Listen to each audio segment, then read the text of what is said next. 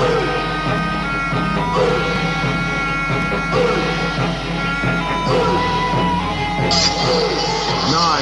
8, 7, 6, 5, 4, 3, 2, 1.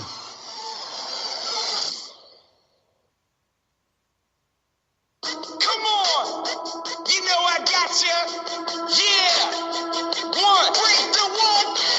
Break down the wall! Yes, ladies and gentlemen, we are back and welcome to More is Chew. Actually, that's not really the name of the show, and if that's what you really think, then you're kind of delusional. But, ladies and gentlemen, nevertheless, your remedy for repetition is here. Your cure for commonality has finally arrived, and your balance for boredom has now taken top stage, top tier to the one and only podcast that is groundbreaking, trend-setting, record-shattering, powered by the More of the Same network in association with Anti-USW Productions, known worldwide as the Yin and The Yang. Welcome to episode 22, ladies and gentlemen, and I am still the former two-time USW heavyweight champion, Anthony Chew, a.k.a. Chewzilla, the ultimate thriller, all muscle, no filler, baby. And on today's episode, we talk about the Elimination Chamber. A martial arts promoter gets rejected by yours truly. We have an experimental segment that we'll talk about before the show ends. My broadcasting partner has been future endeavored. The Cody Garbrandt bullshit saga continues with Jean-Claude Van Damme. We have a chewed out that will leave you wondering what the fuck. And a little bit of a bonus surprise. And to join me in this humble broadcast that is known worldwide, please allow me to introduce my tag team partner in this endeavor. Ladies and gentlemen, tell me something. Are you ready?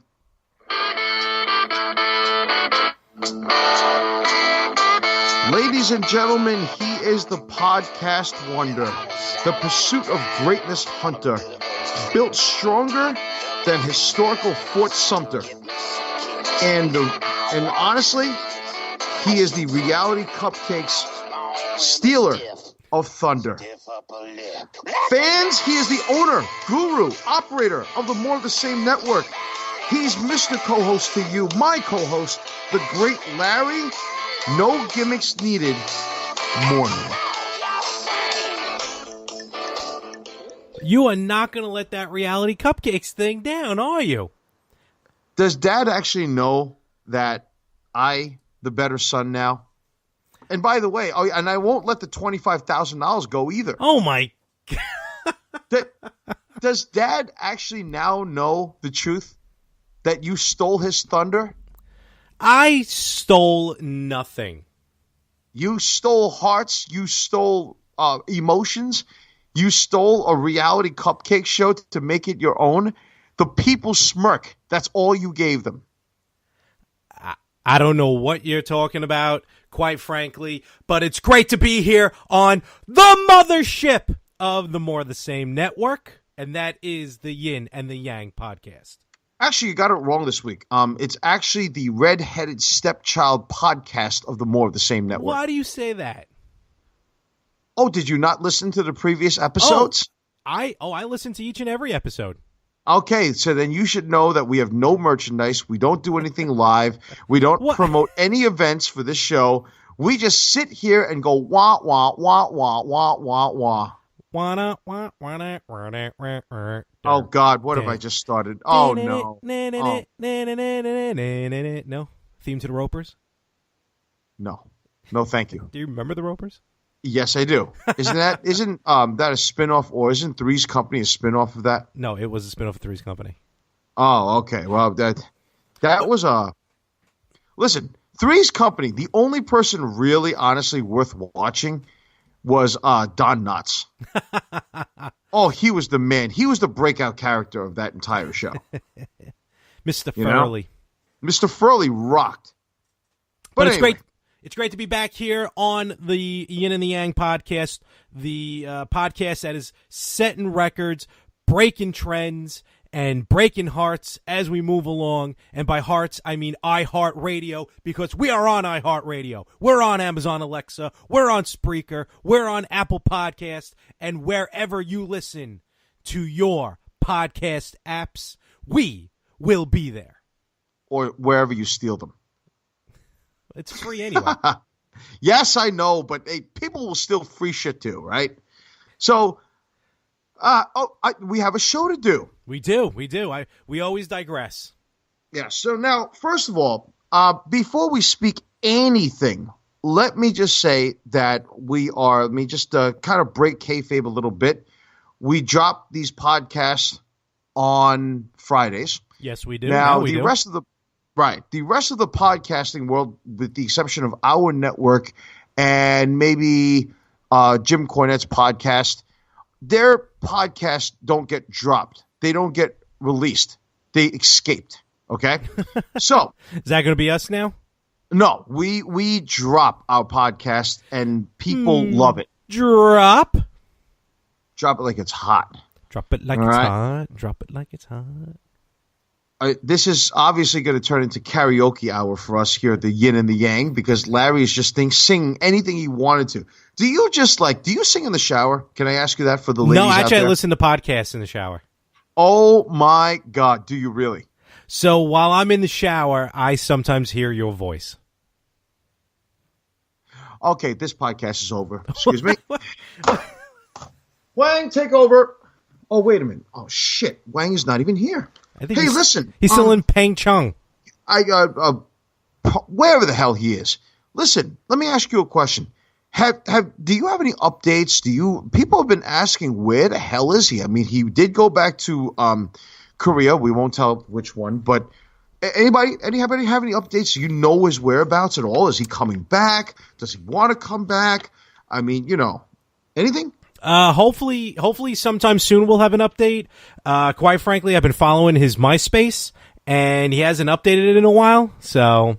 They actually still have MySpace there? That's all they got over there. That's how far behind they are. Oh, boy. Hey, let's give a shout out. Real quick, let's give a shout out to the men's U.S. curling. First time ever gold medal in men's curling.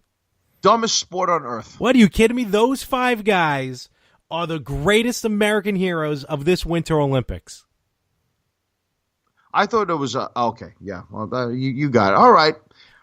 They created a curling league because they were bored, and they made it to Olympic gold medalists. And that is pretty much the truth. Okay, I can understand that. All right. I mean, are we done? Wow. Okay. All right. USA. USA. USA. USA. Oh, I'm sorry. I was going to chant for USA, but then you beat me to it too quick today. I haven't had my coffee. I'm a little out of it right now, man. Ramped up. I'm ready to go, brother. Man, I just need to wake up, so I have a trusty cup of coffee right next to me. And the first order of business, besides giving props to the U.S. curling team, is, and I'm going to break a little kayfabe here, is the fact that when we release our podcast on Friday, we actually recorded a little earlier in the week, just due to technical issues and just editing issues and stuff like that. We got to make sure we take care of the family here of podcasts. So we watched the Elimination Chamber last night, and a couple nights ago, excuse me. And believe it or not, I'm walking on air. I beat you to it. I beat you to it, you son of a bitch. I purposely figured, you know what? That's an easy go-to, and he got me. He zinged me, people. He zinged me. William Cat, eat your heart out and roll over in your grave if you're dead. I don't know. Oh, I had to leave the man alone. Good God.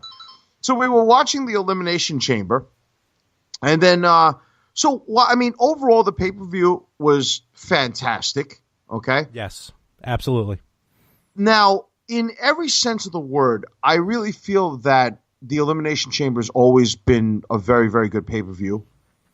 It lends to be a very good match. What you have to do inside the chamber, how to use the chamber, how to use the pods, how to incorporate them in the match. So far, there really hasn't been too much of a... well, no, that's a lie. There's been one clunker of an Elimination Chamber. You're actually admitting the WWE did something bad? The Extreme Elimination Chamber? Yeah, that was pretty shitty, right? But what is not shitty was that the women's Elimination Chamber was a first. Yep. And I know you were... Again, they knocked it out of the park. Home run. Now, this is what bothers me, okay? The Women's Royal Rumble was the last. Now, and, you figured, they broke historical ground. It's serious now. They got the top-tier booking and promoting. And then all of a sudden, the women's pay-per-view main event for the Royal Rumble is last, right? Meaning the women's. And then all of a sudden, the next pay-per-view, they're first. You know what? It doesn't really matter where you appear on the card as long as you're on the card. But also, you got to think about it like this. There's two Elimination Chambers, which normally they always start the pay-per-view and end the pay-per-view with the chamber. So you don't have to keep lifting it up that quickly. And quite frankly, with how the men's chamber match went with Strowman, and quite frankly, if you started the night with Roman Reigns winning, no one was going to have a good night. So, you kick it off with a high spot. Not a high spot, but with a high caliber match like the women did. I don't think there was any problem with that. Okay. So the women's Elimination Chamber was outstanding, and I know you're very, very happy. You probably busted a nut maybe once or twice seeing your girl Alexa Bliss win. Not only did she win, but she also cut the most craziest promo I've ever seen. For someone who never went through the ranks of the independents, she's a pure PC graduate. She is a product of the Performance Center, and her mic skills are, I put it on par. And she's only been wrestling for maybe 4 or 5 years, maybe. Let me ask you, was she a fan before? Yes. Then that's what really, really, and she, made it. She did gymnastics. She did some bodybuilding, not heavy bodybuilding, but some fitness. Fitness. There we go. Fitness competitions. Okay. Exactly. Okay. And she, her mic skills. I honestly, Paul Heyman, Alexa Bliss. No, come on. From mic skills. That mic skills. Did you not see what she did at the chamber when she was? I mean, legitly, this is groundbreaking. Anyone can live their dreams. Little girls in the audience. You can do this. You can make a difference. Legitly crying, and then all of a sudden be like, you can make a difference and live your dream, unless you're here because none of you will achieve your dreams. I mean, she flipped the script on that. She went heel in a matter of seconds. She's the best heel, one of the best heels going in the business today. Yeah, okay. I can see that. I can certainly see that. She does have her good qualities. I mean, I'm not trying to say that she's not a talent. She obviously is. But, I mean, next to Paul Heyman, I don't know if I can actually make that comparable, man. No. I'm not saying comparable. Paul Heyman, number 1, Alexa Bliss, number 2. Okay. I mean, are you talking about women only, or are you talking about women and men? The whole roster. The whole roster. Come on. I can't say that. I can't say it. Who's better than Bliss? You're telling me on the mic. You're telling me on the mic if Jericho came back. Jericho's not here right now. Jericho's not better? I'm talking about current roster. AJ? He not as good of a promo cutter. He's good, but I don't think he's better than Alexa. New Day, they're a little goofy. They're good skills, but they have to work off of each other. Cesaro No. and Sheamus? No? Nah. I'm not saying they're bad. I don't think you're. What happens is, Bliss can almost she can control, manipulate the crowd. And she can also work off the crowd. She's very quick with responding to the crowd. Okay, so, I'll give you that. All right, that's what I'm talking about.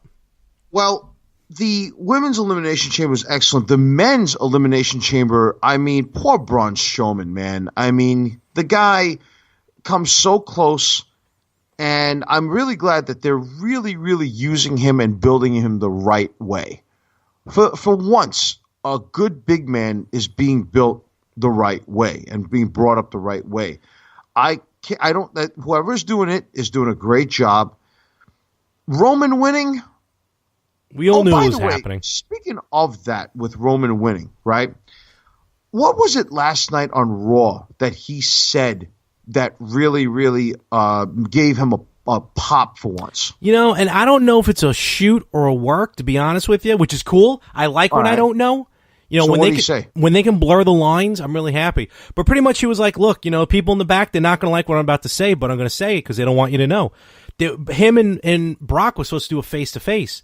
And he's like, Brock isn't here. Brock is not at the arena. Brock doesn't care to be here. Brock doesn't care about the fans. Pretty much, because he's a part-timer. And he's like, Brock was in Las Vegas, but he wasn't at Elimination Chamber. He was too busy palling around with Dana White, taking photos all over Las Vegas. Shoot or work, do you think? I want to say it's a work with a little bit of a shoot, but mostly it's got to be work. Because I think it's work because knowing Brock, I think that it was right. Brock would be like, "Go fuck yourself," and he'll just not show up to Mania. He'll no show. Right, but then also keep in mind of one other thing. Keep in mind that Brock is trying to make a UFC comeback right now, but I think his contract is up. Right, so his WWE contract is considering it. One of the things I also heard Paul Heyman say is that he may be interested in being the advocate for Ronda Rousey. And speaking of Ronda being the main attraction for yesterday, Yep. For Elimination Chamber on Sunday, she put Triple H through a table, right? Now, this music that she comes down to is absolutely horrific. It's it sounds. Yeah, but come on. It's I don't give a damn about my reputation. Come on, what's wrong with you? Don't like that song? No. Oh my God, it's a classic. She couldn't come down with anything more intense or anything serious. It sounds like she's having. That's the music she comes out to during the UFC. That's her song. That's her theme song.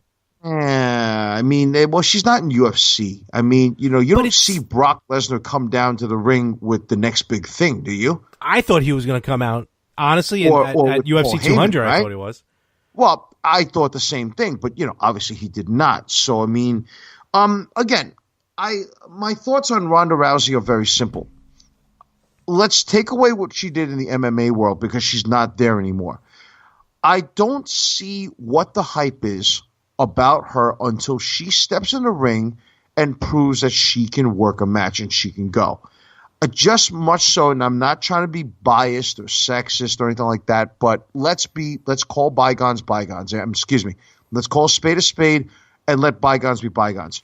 Whatever she did in the UFC and in the MMA world or whatever she did for it, let's get something clear. She is not the first, okay? The first was actually Gina Carano. And I don't understand why people give Ronda Rousey all this credit. Okay, and she's a great fighter. Don't get me wrong. She would have beaten Carano, too, in her time. All right, in both their peaks. Here's why. Same reason why Hulk Hogan got over bigger than Ric Flair.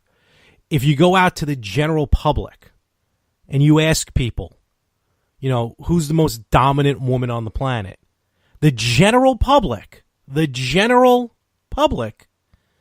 will say Ronda Rousey. Also, if you say, do you know who Ronda Rousey is? Do you know who Gina Carano is?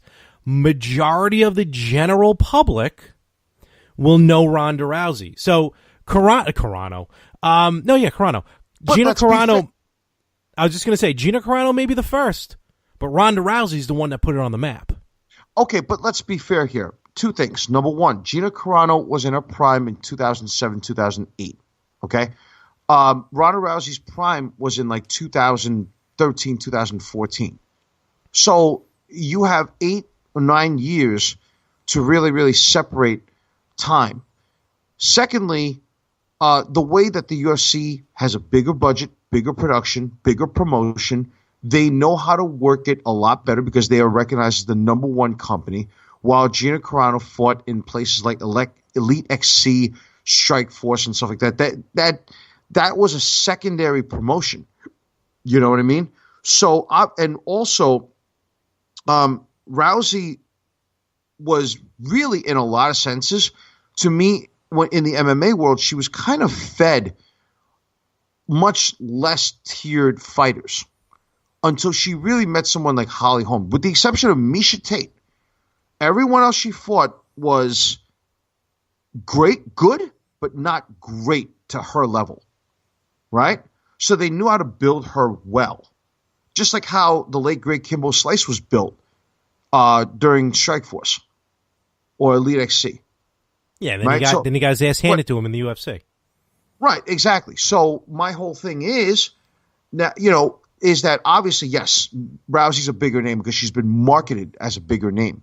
But the thing about it is, the whole premise of what I'm getting at, trying not to digress here, is that until she gets in the ring and proves to me that she can work and she can do a match, I really don't know. I'm really not going to give her the hype, and I'm not going to give her the time. Much so like what I can think of right now, Ken Shamrock.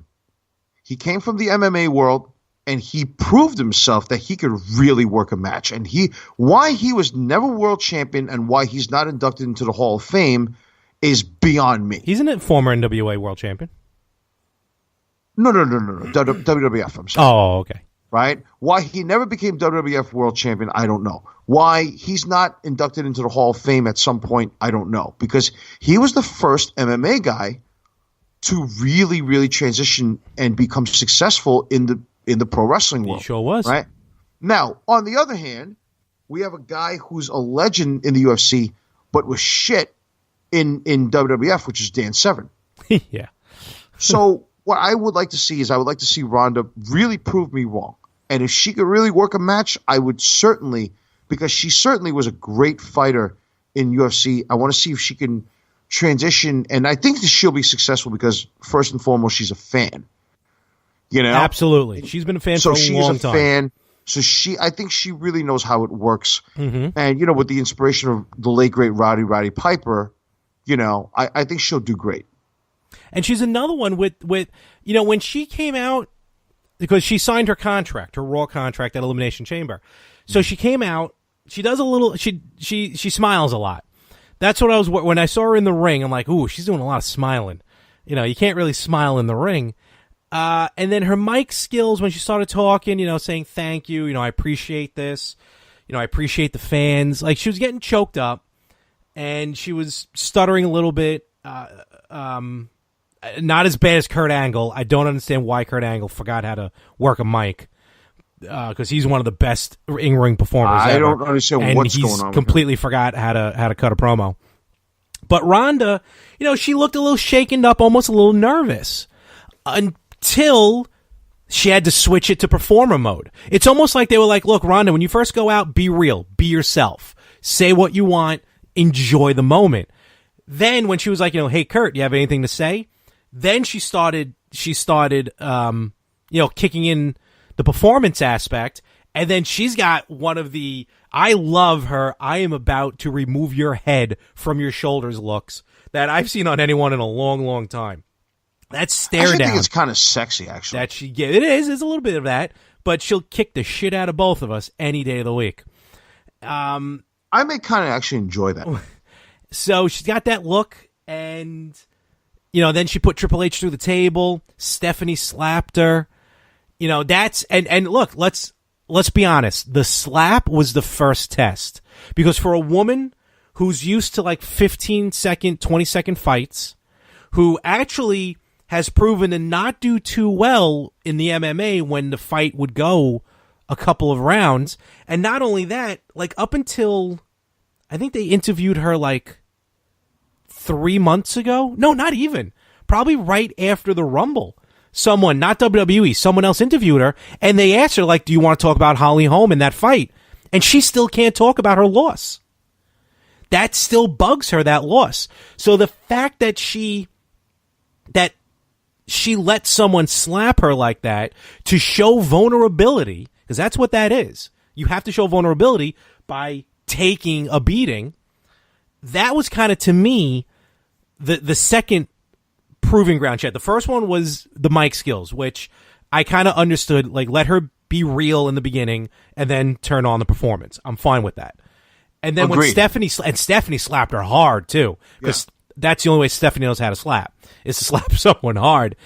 She slapped her real hard, and she took it like a champ, and just the way she reacted too was just very, what she needs to do in the WWE. So that's the second part.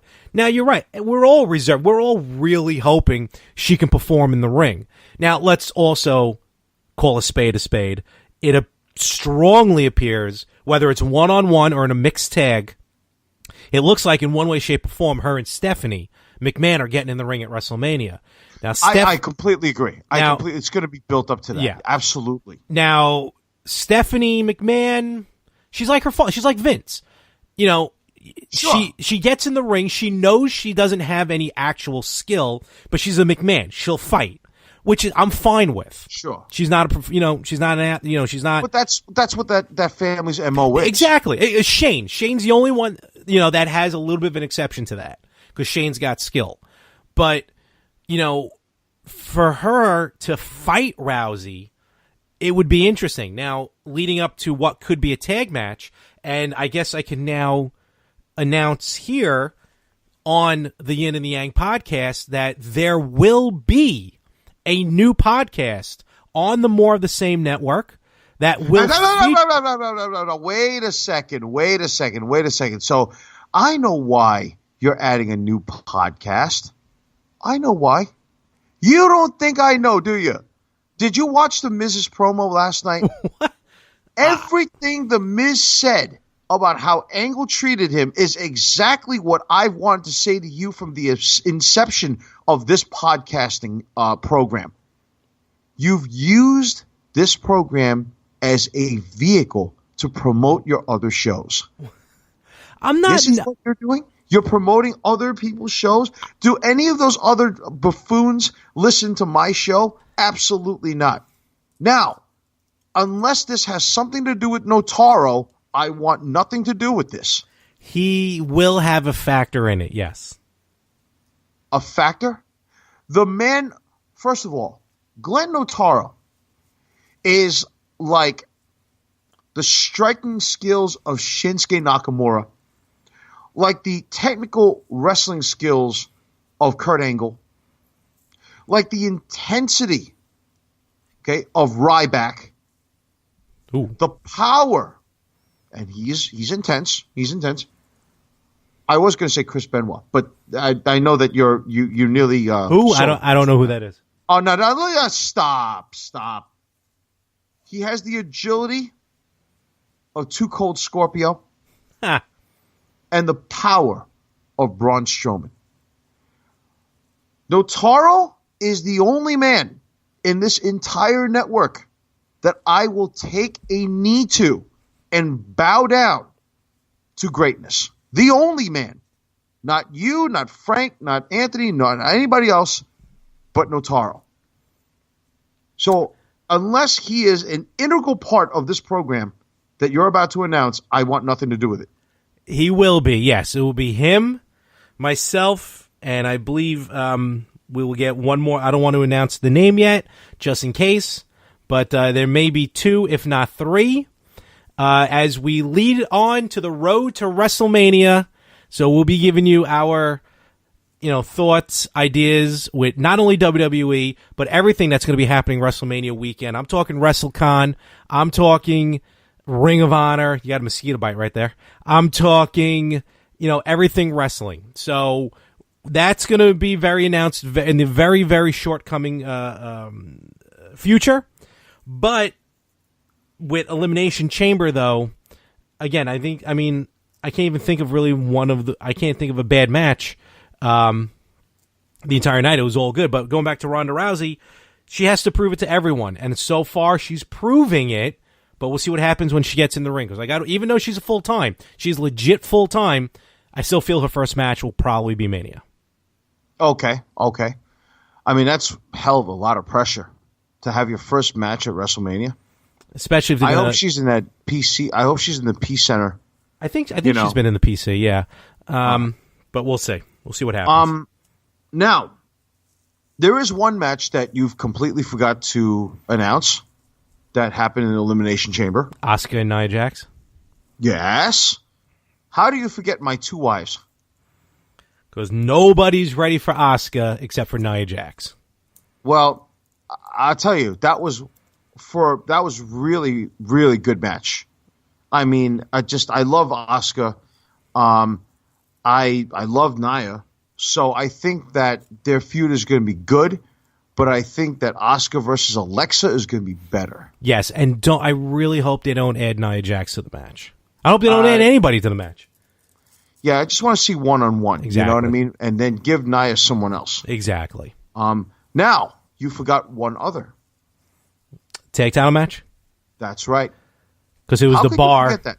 It was the bar against Titus. Worldwide? Worldwide? I hope you enjoyed saying worldwide because it's a perfect segue into the announcement that I have to make. Now, first of all, let's talk about the match.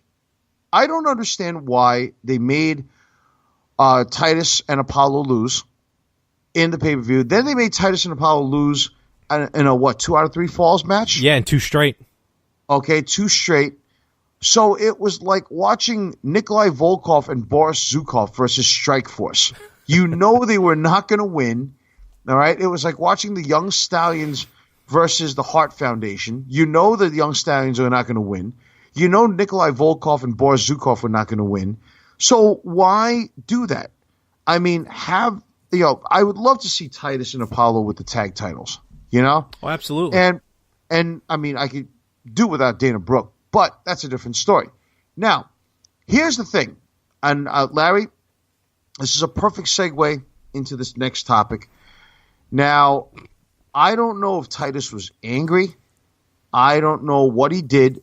But as you both know, we are the only podcasting team in the history of podcasts and currently in the podcast world that's signed exclusively to Titus. Whoa, whoa, whoa, whoa, whoa, whoa, whoa, whoa, whoa, whoa, whoa, whoa, whoa. We are the only team that is... Whoa. You may not understand this, my friend, but know this. You are exclusively signed to the More of the Same network. Hey, what the hell's that behind you right there? What is that? We are the only tag team that is signed exclusively to Titus Worldwide. Oh, what? Wait a minute. That is a breach of contract. I'm sorry. I thought that Wang was just right behind you, but I guess not. I'm sorry. That was at Ensign. Oh, Ensign. How dare you, Ensign? Ensign Ma. He's the other guy that's working the technical stuff in the back. Why do I have all these Asian people working here? I don't know. There's a billion of us running around. Pick one. It's not that hard. All right. Now, anyhow. So, what were you going to say? I'm sorry, brother. I don't know where we're at right now. So anyway, you were saying that I'm exclusively signed to what? The More of the Same network, which is now a single entity holding company, publicly traded. Yes, that is a big announcement. That's right. Please let us know about it. No, we're just testify. All I'm saying is that now your contract is solidified, and quite frankly, I'm going to have to review the paperwork to see if you're allowed to sign with Titus Worldwide and see if... Oh, I just dropped your contract. Well, I hope that you were happy saying Titus Worldwide one last time or one other time, simply because after the match last night, Titus was really angry. He couldn't get the job done. He was a little upset. And then, rightfully so, he called me, he talked to me, and he said, listen, he goes, when you guys record, I just want you to, do your best because you represent the Titus brand. And I said, Titus, you got it. No problem. Don't worry about it. I tried to actually convince him to send Dana Brooke to me for a night, but that's a different story. And then what happened was on Raw, they lose 2 straight, and then Titus was really angry. And Titus wanted somebody to talk to, and Titus gave me a call, and he texted me, and he said, Chuzilla, is there any way that I can give you a call right now? I'm just really upset. And I said, sure, Titus, no problem. I said, just give me a call anytime you want. So he calls me, and he says, look, he goes, I'm really mad right now. I calmed him down. And Titus is felt a lot better, but he says, Anthony, I got to drop the bomb on you. All right. He goes, I got some really bad news. And I said, Titus, I said, what's wrong, man? And Titus O'Neil says to me, Anthony, I just want to let you know, you and Larry have represented Titus worldwide in a great fashion. You're the only two that's not wrestling, not contact sports, not sports entertainment, that's signed exclusively with Titus Worldwide. We signed, in the early episodes. He said, but I got some bad news. I said, what is it, Titus? I said, he goes, what's going on? Are there changes or what? And he says, I just want to let you know, I have now released Larry. I have to let him go from his Titus Worldwide contract. What? Wait a minute. What? Why am I learning about this now? So he said, well, I learned about it on Monday, and I had to go to that 9 to 5 dungeon, and then I just got a chance to speak to you, and we're recording it now. And he told me, he said, when you get an opportunity, let Larry know he's future endeavored. And I said, but wait a minute. I said, I have loyalty to my friend. I said, my friend is, he's my childhood friend. I mean, I can't let him go. Now, unlike you, I wouldn't desert, your best friend in the world, your childhood friend. I never deserted you. Well, I've had dessert with you. Oh, wow. Okay. Then you probably have walked the desert with me, right? Well, do you want to walk? Actually, that's a really good question. Who wants to walk with the anti? Oh, I like it. Right? But you know what? I said, well, what about my contract? I'm sorry, I didn't mean to interrupt you. And he said, Anthony, he goes, I got some good news for you. You are still signed to Titus Worldwide. Come on. So, boo. Why is my contract? You know what? I always thought that Darren Young was the better part of the primetime players. I've always thought that. Hey, don't make fun of my endorser like that. All right. Now, you know what? I said, and I asked. I'm glad you asked that question. Titus flat on its face. No. Here's what happened. I asked. I said, why are you letting Larry go and not me? He says, well, he goes, Larry's greedy. He only cares about himself. He promotes only himself. Doesn't say anything about Titus Worldwide. He goes, every week when you do your intros, and Titus listens to the podcast, and he says every time you say worldwide, it promotes really well. So I'm sorry to inform you, but you are now future endeavored from Titus Worldwide. He has not heard the last of me. You know what? Fine. You want to be part of Titus Worldwide? Guess what? I don't need to be part of this podcast. Ensign. Larry? Ensign, Larry. go get me my bag. Larry, where you going, brother? Larry. Ridiculous. Where the hell? Absolutely now, ridiculous. Wait a second. Now, you walk out of this podcast? What the living hell is going on here? Hey, get the hell back here. I am not done. We have a show to do. Where is your professionalism? Can you believe this? I'm coming back. Tell He him walked out. Tell him I'm coming back. Now he's coming back out of nowhere. All right. This is completely ridiculous. unprofessional. This is completely ridiculous. unprofessional. You see this fucking shit? frankly, This is ridiculous. Horrible, folks. Okay. Where is your I'm back. professionalism? I'm back. Where is your professionalism? You had to walk out. You're blaming it on me. Listen, I'm not the one who dropped the axe, and I'm not the one who promoted only himself and his own greedy network. Let's move on. I think we may need to talk about this in the next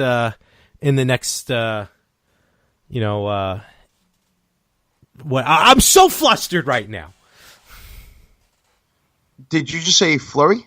McFlurry? Ooh, I can go for... Oh, I just had this... I had the Szechuan sauce. Oh, fuck you. Don't say man. that shit. Oh, man. God dang it. No. Thank you, Rick and Morty.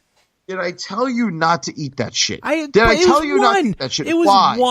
once, because it hasn't been around since like 1990. I don't know, whenever Mulan came out was the last time it was around. Then it was around for a very short period of time during Comic-Con. No one got their hands on it. So I figured, it was a 4-piece chicken tenders. That's whole, that's pure whole white meat. And how many times again have you had this? Once. I had it yesterday. Twice. 3 times a lady. 3 times a Szechuan. See, I don't even know what does that even mean, Szechuan? It's so in Chinese, Sichuan is actually the way it's really supposed to be pronounced. It's a province or region in China where all the food that they serve historically and till this day is all very, very, very spicy food. Oh, okay. It's not even a spicy dip. It's weird. But it was good. I liked it. And Szechuan cooking is also its own style, too. It was good. Pickle Rick! Yes, Rick and Morty. Ay. So you really ate that crap. Well, brother, I don't even know. Now, speaking of promotion, are we being promoted by McDonald's right now? For a little while we were. Okay, well, that's nice. You probably gained about 4 cents worth out of that endorsement, right? Well, funny story about it, then we'll move on. So I go in to order, and all I was ordering, 4-piece chicken tenders with the Szechuan sauce and a Diet Coke. So the kid rings me up. That sounds like these fucking blithering idiots who go into a McDonald's and order like an extra large fucking value meal, right? Or like some fucking meal, like one of the numbered meals. And says, yeah, man, I'm like watching my weight. I'm just got to take a Diet Coke. Hey, look, that's like an extra 200-something calories I don't need. Yeah. So okay. I ordered the meal. The kid rings me up. Kid's probably like 20, 21. Looks at me and goes, hey, are you Mike's dad? I was like, what? And he looks behind me and goes, hey, Mike, is this your dad? And like he legitimately meant it. I'm 37. I'm going to be 38 in a little over a month. This kid's probably 22, 23. And the kid behind the counter is like, I thought you were his father. I'm sorry. I'm like, do we look alike? We don't even look alike. Teen dad? Oh, my gosh. Though he did give me the manager's discount. So I got all of it for like $1.75. No. So that worked out really well. That is insanity, bro. Wow. Okay. Well, like I said, your book, by the way, is selling. It's flying off the shelves. It's called "I Probably Screwed You Too: The Larry Mormon Story." Right? And it's there's a foreword by your attorneys known as Dewey, Cheatham, and Howe. Oh. So what else we got on docket today? Well, I'm glad that you want to talk about promoting because I have to put this out there. So I told you I'm training for a martial art tournament that I'm competing one last time in October. Yeah. And I got a call from a promoter and a counter promoter who was actually a rival to this guy that I'm competing out in Colorado. And he actually tried to convince me to not compete in Boulder, but to compete in Denver. And I said to him, listen, I said, why should it be that you'd want me in your event? And he says, well, the reason for it is because I don't like the other promoter. I said, but I got to understand, the other promoter is a friend of mine. He says, well, with me, you'll earn a little bit more. You'll earn a good amount more money, if you were to take this competition. Really? And I told him, I said, listen, it's really, I can't do that. And he says, why? And I said, there's something called loyalty and pride in this world. I've known this promoter that originally started out in Maryland and has moved out to Colorado. And I really, really don't want to, to disrespect the man because I've known him for many years. I've known him for about a good 15 years. And to me, there's a lot more in this world than money. Because at the end of the day, I want to live with myself. I want to be able to be at peace with myself. And if I was to just quote unquote jump ship, to me, that's a huge disrespect. Now, for me, there's a lot more, and I kid you not, he wanted to pay me a few $100s more. And I mean, am I going to throw away a 15-year friendship for a few $100s more? No, it just doesn't work with me, because it's gotten to the point now where people nowadays would do that. And for me, I'm old school in that sense, that I just think it's wrong. There's no honor in that. So I will be competing in the event that I'm competing in. And he told me that I would regret it. And I said, in what manner? And he told me that, well, with me, you would make more money. And I said, again, it's not about the money, because I'm at a point now where I just want to compete for me in a way that I'm going into this with a mindset that it's kind of like if you watch the last Rocky Balboa movie, when he fought Mason the Line Dixon, he didn't care what the result was. Mm-hmm. He just wanted to prove it to himself, and that's all that matters. And he did. That's how I look at it. I just want to go there, compete, have fun, and do the best I can, and whatever happens is whatever happens. I don't care if I get eliminated the first round. I don't care if I get eliminated in the last of the tournament. It doesn't matter to me. I just want to be able to say to myself, at 42 years old, by the time I get there in October, I will be 42. At 42 years old, can I hang with 25-year-olds? Can I hang with people who are 20? I mean, do I still have what it takes? That's all that matters to me, and to see my friend who I haven't seen in about 5 years, that's all that matters to me. Okay. I can see that. And to go out there and, of course, promote the program. Oh, absolutely. Our program, and the network. So make sure I'll get you a towel, a Retro Gamers towel. You'll actually give me one to go take in competition? No, you'll have to pay for it. No, but all joking aside, when did you hear from this guy? I heard from this guy about 2-3 days ago. Oh, wow. And he wanted me to jump ship now before I would enter this thing, because my entry has to be in by end of March. Okay. And I'm just like, look, I'm not going to be competing for this guy. And I know what he is, and I know what he's about. The guy is a bit shady. You know of him. Have you dealt with him in the past? I know who he is. I've met him before. Yeah. Okay. And the guy is a shady promoter. I'm not going to put his name because I'm not going to give him the airtime, but I'm not going to disrespect my friend Aaron, and his school, and it's as simple as that, and it's just, we live in a world now where loyalty is very hard to find. That is true. That's a very true problem. It's a huge problem. Like, I could have joined Podcast One. I could have joined MLW Radio Network, but why am I here? You're on the MOTS. Okay. That's right. MOTS. MOTS? More the same. More of the same. Okay. All right. MOTN. I'm sorry. MOTS. Right. How's that MOTS? More of the same. Oh, okay. Network. Matson.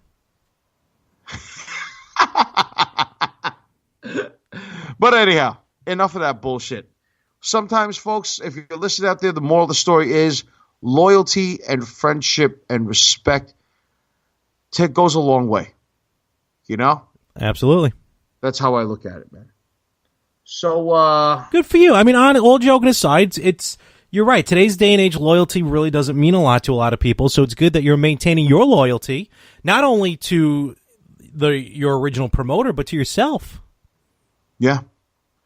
Because I mean, I want to look back at this 10, 20, 30 years from now and beyond and say to myself that what I did, I could live with myself. Mm-hmm. And I would not have any regrets or any what ifs or anything like that. And I don't want to be able to set a negative example one day for, let's say, if I have children, or if I have a martial arts school. How could you live with yourself saying that you screwed somebody else?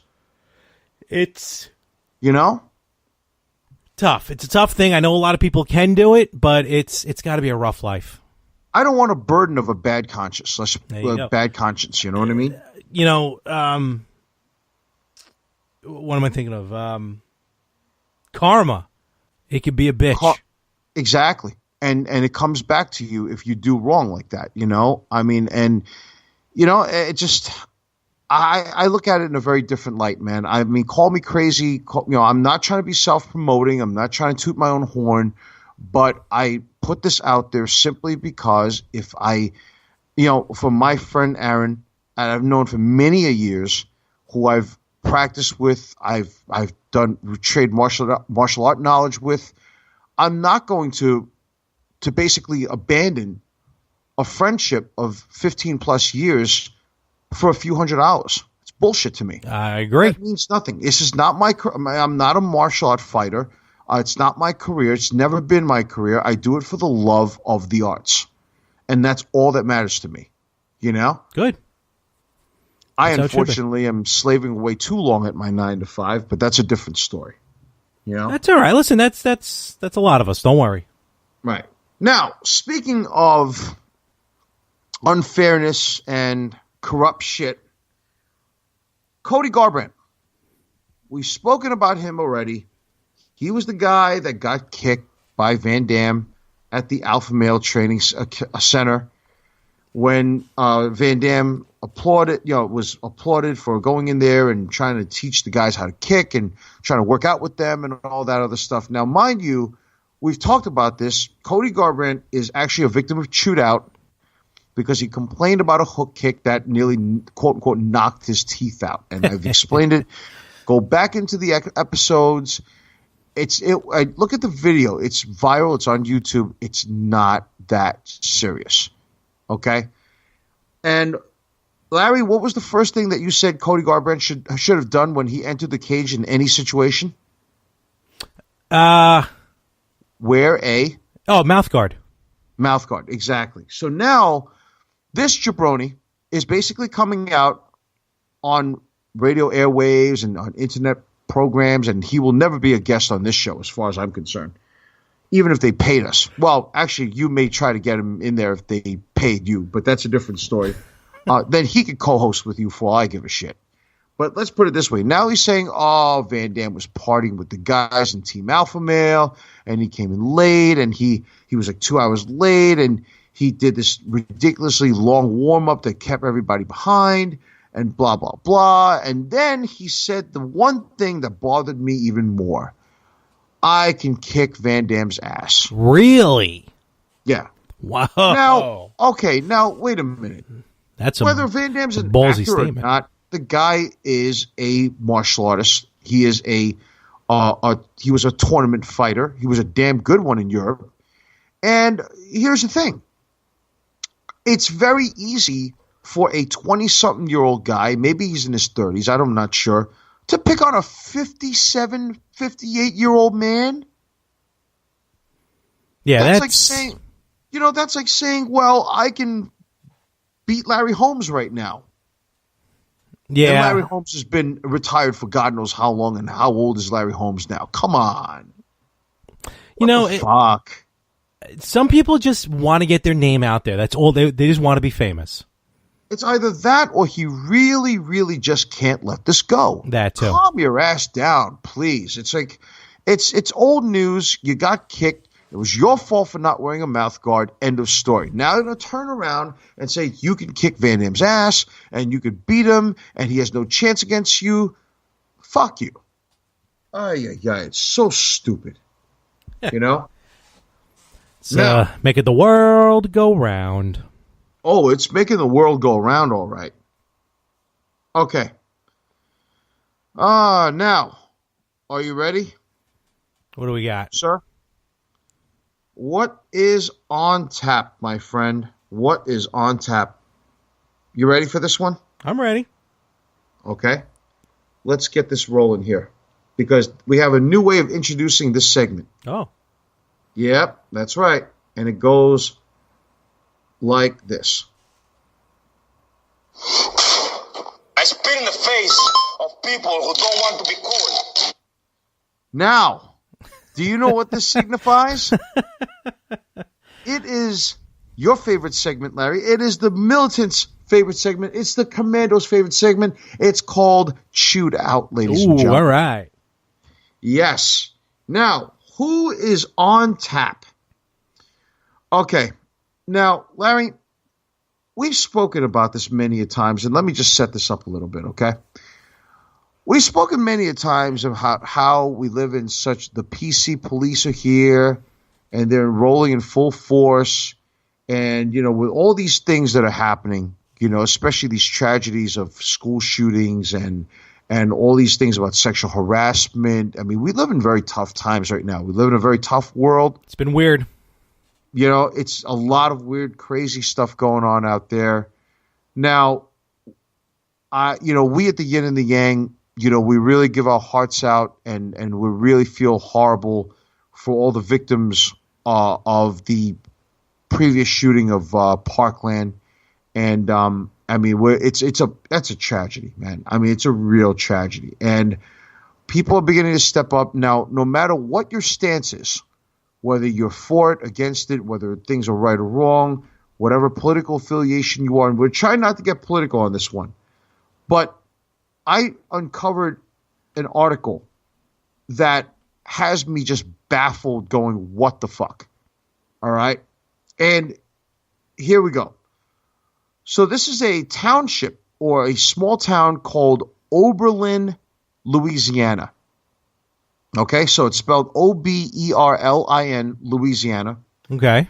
And within this, I don't know if it's a town, if it's a city, if it's a village, if it's a province or region, I don't know. But in Oberlin, Louisiana, a student at Oberlin High School in Louisiana was investigated at his home, and this kid was searched after he allegedly made comments interpreted as possible terroristic threats. Oh. When he compared the square root math symbol to the likeness of a gun. I'm sorry. What was that again? Okay. Do you know what the square root math symbol looks like? Yes. It looks like Yep. Yeah, it's yep, we all know what it's square. So it's a very short line that, for those of you who are not mathematically inclined, it's like a very mark. short line. It's like and then there's a check mark, and then there's this flat line going across to your right. Okay, and this kid was apparently he was investigated and had his home searched after he allegedly made comments that was interpreted as possible terroristic threats when he compared a square root math symbol to a gun. Now, according to this local news station over there called KATC, there was some investigation by the Allen Parish Sheriff's Office on Tuesday that revealed the incident began where one student drew a square root math symbol while completing a math problem in this classroom. So this other kid makes this comment that the likeness of the sign looks like a gun. The likeness of the sign of the square root math symbol looks like a gun. And it sparked opinions and comments from multiple students in the math class. So authorities then claimed that the student being investigated made a comment that could be interpreted as a threat when taken out of context. Well, that's what we're living in today. That's today's day and age now. Now, it gets better, right? This is what the Allen Parish Sheriff's Office has to say on their Facebook page, of all things. And I quote, "The student used extremely poor judgment in making a comment," right? But in light of the actual circumstances, there was clearly no evidence to support criminal charges. End of quote. Subsequently, the authorities conducted a full investigation and searched the student's home, but concluded that there was no evidence that he suggested the high schooler had any intent to cause harm to students or faculty. Disciplinary action has not been taken yet, but will be determined by the Allen Parish School Board. And the investigation comes less than a week after that whole situation. And that's why, because of Parkland. Yeah. Right, because of Parkland. However, people took to social media when the news of the investigation spread, many of them who say the reaction to the comment was extreme. These are the same people going to cry foul if, it's not a political show. I don't want to get into it. So I'm trying not to make it political either, but what the fuck? This is just stupidity. Are you fucking kidding me? So are you telling me right now that if a kid was sitting in a classroom and looked out into the skies because he's either daydreaming or just was bored or whatever, and then raised his hand in class and said, hey, look, the sky up there, the clouds actually look like it's in a form of a pistol. Also, now, is that kid going to be fucking investigated too? You know what? Because of... See, here's what's leading to it. This nut, and I don't know his name, and I don't care to know his name. The one that did the shooting, he made posts kind of similar to that, just saying like one day I hope to kill somebody or I want to be able to go on a spree or something. And he even posted something on YouTube, a comment on YouTube, and someone reported the comment. And as we're learning, no one did anything about it. But now it's a knee-jerk reaction. So now the littlest thing, the square root symbol's been around for what? Tens of thousands of years or something? I don't know. Whenever math was invented. You can thank the Greeks for that. There you go. Well, it's the Greeks did good by me. It's just the stupidity that makes people just ridiculous. And I don't know, in all my years, I never thought of that square root symbol to look like a gun. Yeah, but I mean, come on. God damn it. It's like, I don't even know who the fuck to chew out here. Honestly, who was the victim of chewed out? Because I think this is an absolutely ridiculous fucking thing. I mean, it's so stupid, as if a kid, let's say a 10-year-old kid, basically said, went to Toys R Us or went to some toy store and picked up a gun and said, oh, imagine what it would look like if this was real. Or let me use an even better example. A kid walks into a store and picks up a Star Wars lightsaber and basically says, I would love to have a real one. Now, is he going to get fucking investigated too? Nowadays, it's the way we're heading. But I was going to say, I would chew out this dumb kid who apparently must be failing school because he doesn't know the difference between a math symbol and a weapon. Well, they never issued this kid's name out. They never released anything or whatever. Probably because he's a kid, So. And and basically never said his name or whatever. Probably because of protection of the family or privacy or whatever the case may be. Lump them in with these idiots who are doing the Tide Pod challenge. Now all of a sudden, Now all of a sudden, we want to listen to kids and let them dictate Congress and make amendments and stuff. No, 3 weeks ago we're screaming at people because they're chewing on Tide Pods, and now this idiot doesn't know what a square root symbol is. Now, do you chew him out, or do you chew basically the moron out who reported this as a terroristic threat? You know what? Unfortunately, in today's society, with these kids, I think you have to take some of them a bit literal, and no one wants to be the one to be like, oh, I could have stopped him. If this kid would go, I'm not saying he would, but if he would go off and go on another shooting spree in Louisiana. So honestly, it's the kid, because and it's just, it's stupid. It is. You're right. It's absolutely stupid. You know what? Maybe it's time to give out the first ever double chewed out. The first ever double mint chewed out. Double mint. Oh, I'm sure it's minty flavor up in there. So you know what? I have a question. Oh, do you? I didn't realize you had a question. What was your question? Actually, I have questions. Oh, okay. Do you know what happens when some unknown kid who's probably fucking up in school who had to come up with some comment that he thought it was cool, but really isn't. And remember, I spit in the face of people who don't want to be cool, right? But thinks he's cool, and yet probably he's flunking in school and had to make some stupid comment, especially with the where we work at and where we live at and what we do in this world now, in this day and age nowadays. You know what happens, huh, kid? Uh-oh. He may be the youngest victim.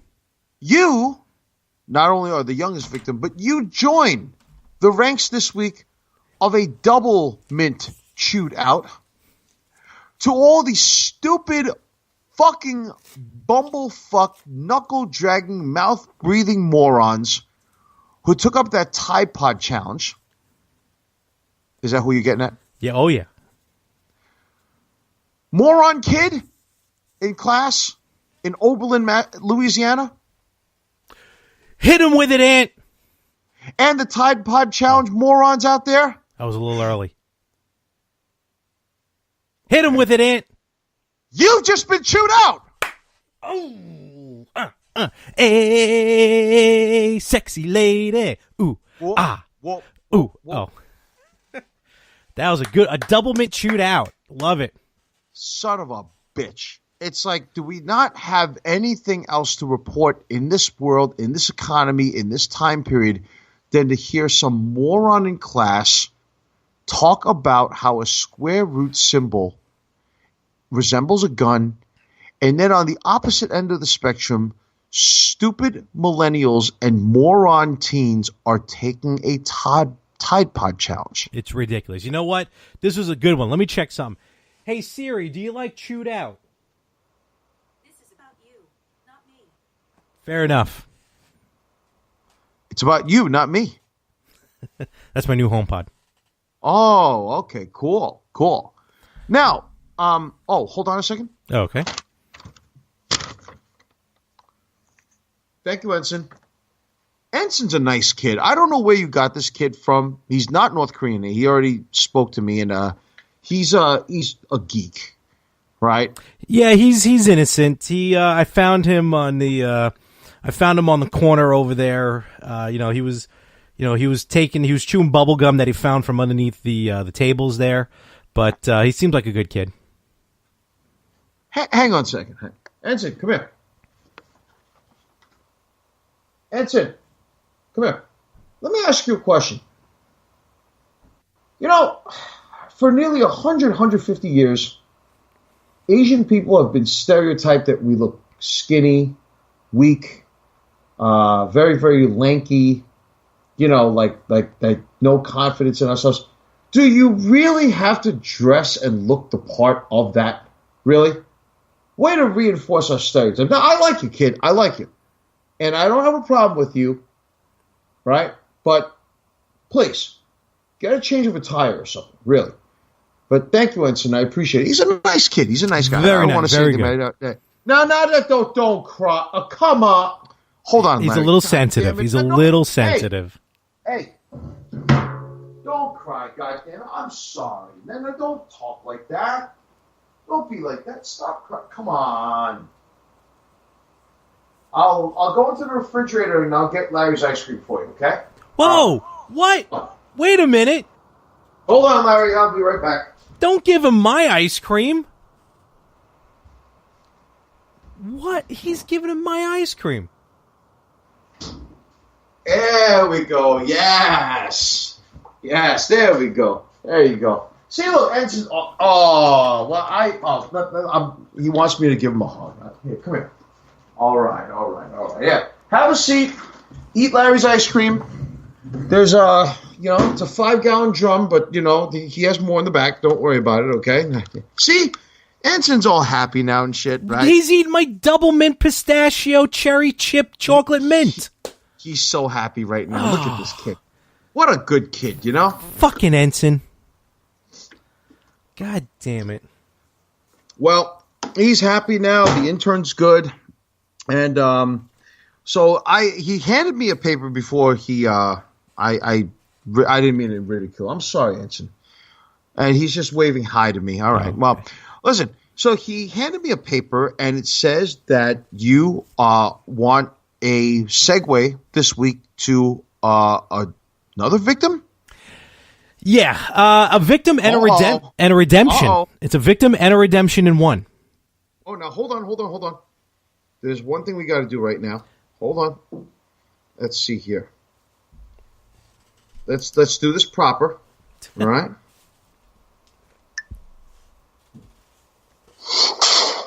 I spit in the face of people who don't want to be cool. Okay. Go ahead, man. Go ahead. Can't wait till we're sued. All right, so. All right. Well, this a little early to mention it because we're going to mention it at the end of the episode, but I will be live in New Orleans, Louisiana, this coming April for WrestleMania weekend. I'm going down. Me and my father are making our trip. This will be our 11th WrestleMania in 13 years. It would be our 12th Mania overall, I think. So, but we book the travel through WWE. It's everything. Takeover, the Hall of Fame ceremony, WrestleMania, Raw, SmackDown. We have 2 tickets to 2 different sessions of access, and hotel from Friday to Wednesday. So everyone with the travel package will be descending into Louisiana Friday of WrestleMania. Okay. So what me and my you normally get there early every year. Am I correct? So okay. yeah. So what me and my dad usually do, we usually go down about a day, not sometimes a couple, but usually we go down a day early. We'll arrive Thursday, which some people are starting to do themselves, but not as many. So we'll go down Thursday. And what's cool about the travel package with WWE, if you wanted to go earlier, or even if you wanted to stay later, what you can do is you can book separately in the same hotel. You book a room, you pay for it separate from the travel package, and then you email the WWE, and they will link the reservations, so that way you have the same room throughout your entire stay. Very cool. So I did just that. I call up Hilton New Orleans, and I speak with someone. I tell them, hey, I'm heading down there for WrestleMania. I'd like to get an extra room a day early. They even looked up the package, saying, okay, I see the group rate of WrestleMania with the WWE, so we'll give you a room like that. Do it. I book it. I get the confirmation. I email it to WWE. Now, I'm sure the WWE travel package is getting tons of emails every day. So a few weeks, probably 2 to 3 weeks go by, because I did this about a month ago. And I get an email from Travel Package WWE saying, I'm sorry, we cannot link your reservations.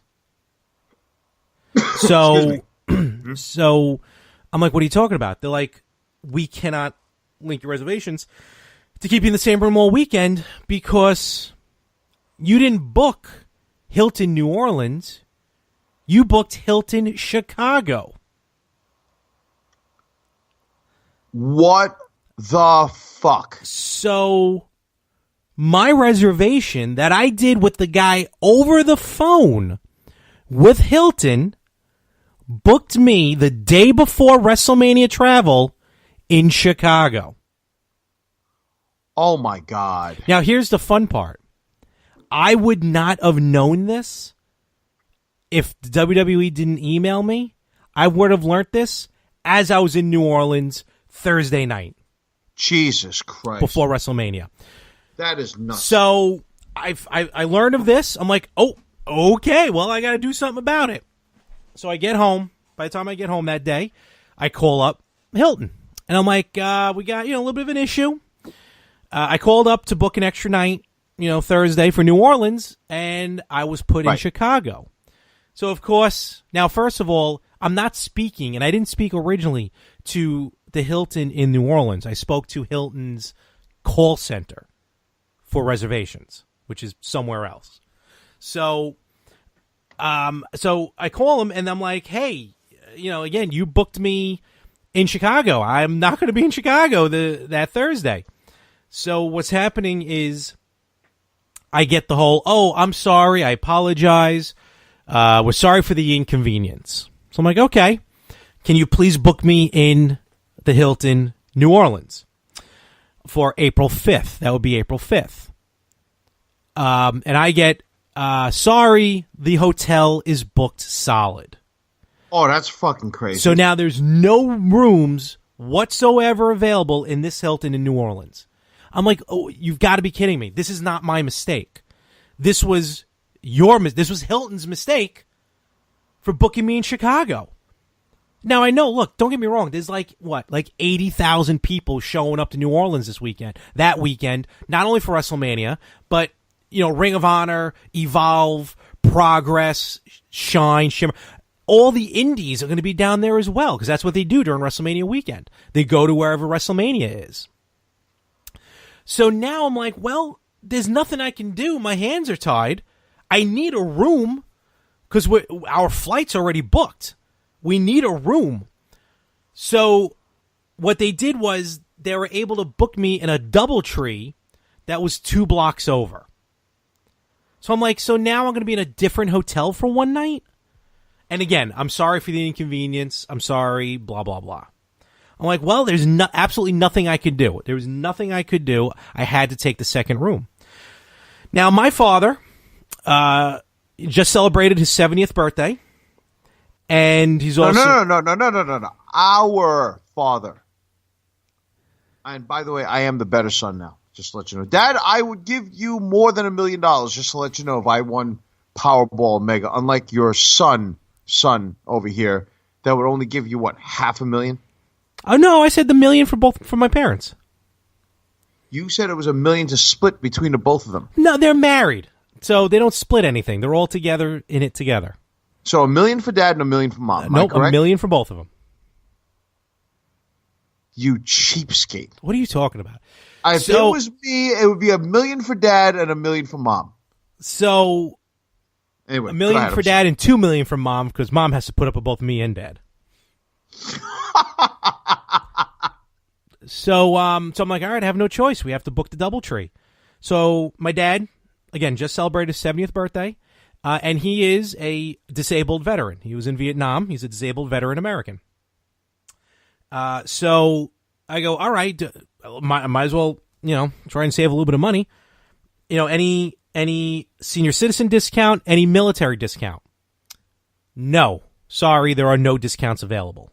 Wow. I'm like, how about a discount of inconveniencing me? Because this is not my fault. Again, we apologize about the inconvenience. We only have this room available in the DoubleTree 2 blocks over. Again, I have no choice. I have to book it. But can you imagine if the DoubleTree is where where they're trying to get you to go to is where the wrestlers are staying? I'm sure they're staying in a much more posh environment than a DoubleTree. No offense to the Double. We stayed at a DoubleTree down in Orlando. That was good. 24. It was good, but the wrestlers are going to get better. So I'm like, all right. Again, no choice. So the lady's like, again, look. I've worked in a call center. I know the gig. You get the script, you read the script, and you know what? If someone's on the phone a little too long because your numbers have to count for the number of calls you take, you're going to rush, you're going to get them off the phone as much as possible. So before she books it, she goes, at one point, she goes, would you like to sign up for a Hilton Honors reward card? Fuck you. I said, I don't even want to talk to Hilton right now, but I have no choice. So she goes, is there anything else I can help you with before I set this reservation? I'm like, yeah. I want to speak with someone. I want to get a reduced price on this room. It is not my fault that you booked me in Chicago. So she goes, okay, please hold. Again, that just not a care in the world in her voice. Doesn't even sound like she's from around here. And look, I'm going to be honest. They probably shipped that phone call overseas somewhere. So I wait a few minutes, and I don't know if she's a manager. I don't know what she was. But I get a woman on the phone. She sounds like she's from Louisiana. She may still be in the call center. I don't know. So I tell her my plea. I'm like, look, I booked a couple weeks ago. I called the phone number for New Orleans. Somehow I ended up in Chicago. And I even told her, too. And And it's true, you know, my father, 70 years old, a disabled veteran, he doesn't need to fly into New Orleans, go to a hotel, unpack, us to go to Access that night, which is like an 8 o'clock session, for him to come back at night, go to sleep, wake up early the next morning, repack, walk 2 blocks, and then have to fight the foot traffic of all these people showing up for WrestleMania. I'm like, that's not fair to him. I'm not even worried about me. So after hearing that, and I really wish I had her name. I apologize. I don't remember her name, but it's probably better off. I don't want to get her in trouble, but she says, look, I'm going to do something here. It looks like, you know, some way, shape, or form, I will get you back in the hotel. So long story short, this woman, we're going to name her, we'll call her Karen. She found a way to get me and my father back in the original hotel. And not only that, we're paying about $60 or $70 less than we would have paid with the original discount I had from my dad. Wow. So this woman, Karen, she, as much as the other woman and whoever that first guy was who booked it, completely screwed everything up, this woman completely did not only me. I'm not even worried about me, but my dad. I don't want him having to do all that moving around and frustration for no reason. Look, even if we have to switch rooms, at least we're in the same hotel. That's not even a problem at that point. You know what I mean? So, first of all, Karen, if that is your real name, I want to thank you so very much for helping me out, helping out my father, helping us out, because for a good minute, that WrestleMania weekend really was going to start off on a shit foot, because I was already getting frustrated. I was so mad because they fucked up the reservation. But this Karen, she turned it around and she did tremendous. And I want to. That's what I want to do. No. Let's do that. Thank you, Karen. Thank you, Karen. Yes. Right. Very nice. Now, to the lady who tried booking me in the DoubleTree, and to the gentleman who booked me in Chicago. You don't happen to have their names, do you? Let's call them Shithead A and Shithead B. Do you know what happens when you book me in the wrong hotel? Oh, shit. Do you know what happens when you book a proud veteran in a wrong hotel? Oh, boy. Do you know what happens telling me that the hotel was booked solid and I was going to have to fight this mob of people descending onto New Orleans, Louisiana? Not good. Shithead A, Shithead B. Hit him with it. You've just been chewed out some more. Yes.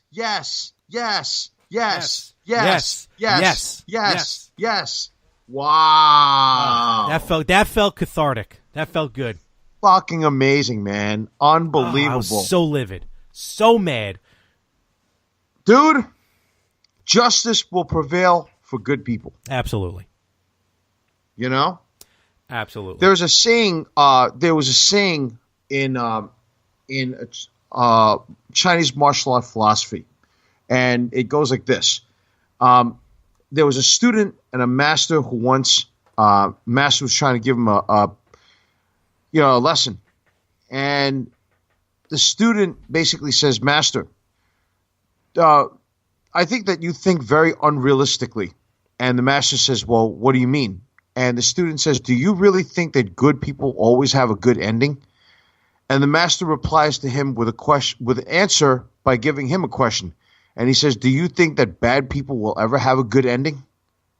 Wow. So finally, justice prevails. And I'm glad to see that you guys are back on track with the show. Because it's truthfully, man, justice like that comes very rarely in this world nowadays. Really does. That is true, brother. That is true. That is awesome, dude. I'm so glad. Karen, you've made my broadcasting partner's weekend, really. You did. And you know what, Karen, I want to commemorate, I'm going to give a A swig for the working man. There you go. Whoa! Let's go, Jack. Let's go, Jack. Some JD, baby. Wow. Are you really drinking Jack right now? Oh. Stone Cold Steve Austin, you are not, but that was pretty cool seeing you drink that, bro. That was straight up Jack Daniels. Whoo! Good stuff, baby. That was good. That was good. And by the way, nobody here in this company will actually reprimand you for drinking on the job. Now, sir, if I shall say so myself, that we have to take care of the people. We got to take care of the people because without them, there is no us. And I say this to you now in a sense that you are now looking at an email, website that, an email that is just piling up every time I get onto the website. Good thing, brother. So if you have questions for us, comments, you want to shout out, please email us at yinandyangpodcast@gmail.com. Once again, yinandyangpodcast@gmail.com. For those people who cannot spell it out correctly, it is yinandyangpodcast@gmail.com. And our questions come this week from a young man who has written to us. His name is Ian Tauscher. He's from North Andover, Massachusetts. And he says, hey, guys, love the show.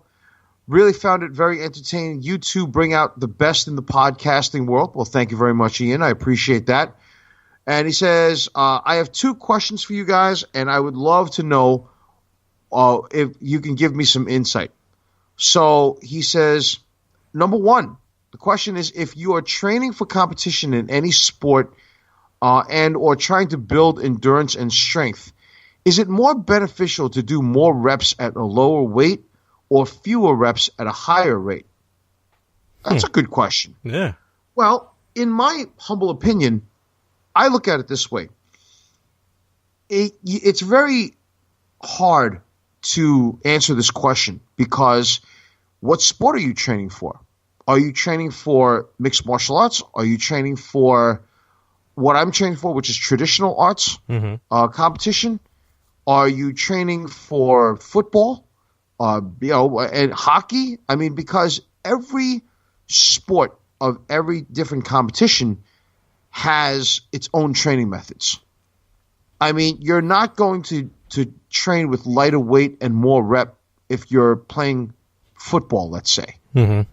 And you're not going to train at high, weight and low rep for, let's say, soccer, or for, or for, let's say, mixed martial arts, because, I mean, you don't want muscle in that sport to weigh you down. So it really is very hard to explain. I mean, it really depends on what you're training for. Now, if you want to talk about functionality, let's say if you're talking about just a really nice body and you are the typical kind of guy, like you're a weekend warrior, as Tony Atlas once said, if you not wrestling for WWF, if you not wrestling for WCW, you known as a weekend warrior.